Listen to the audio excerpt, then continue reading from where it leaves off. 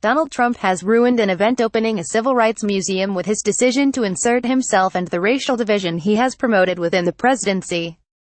Trump plans to attend the opening of the Mississippi Civil Rights Museum, over the objections of the NAACP, which called on him to pull out of the event.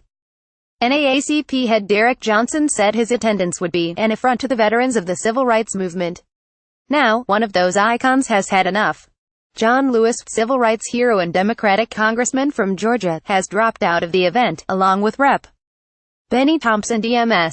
In a joint statement, Lewis and Thompson specifically called out Trump's attendance.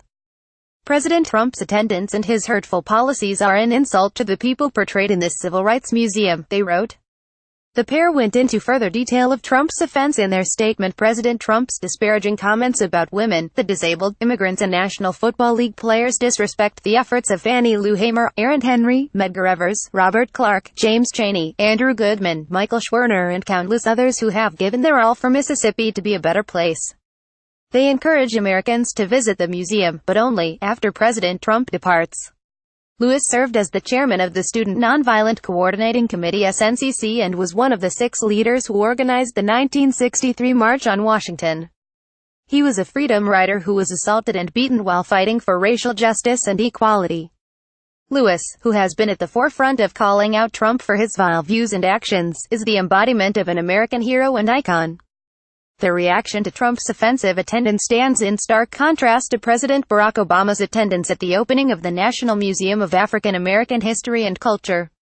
There was no rush to boycott or condemn, because Obama had a stellar record, both in legislation and rhetorically, on civil rights.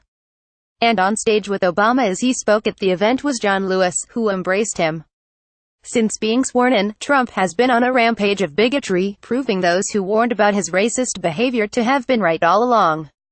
After white supremacists killed a woman in Charlottesville, Virginia, Trump described them as very fine people. He also made an impassioned argument in favor of statues honoring pro-slavery Confederates, comparing them to statues of George Washington.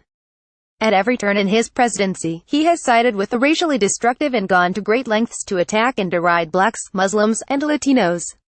Early in his tenure, he tried to use a visit to a Black History museum to allay fears about his racism. But the repugnant beliefs are too ingrained in his character for any media event to wash them away. Racism is integral to Trump. It is who he is, and he isn't going to change. He believes that he is above the icons being honored in Mississippi and seeks to ruin the ceremony to satisfy his ego. It is an encapsulation of what he is to his core.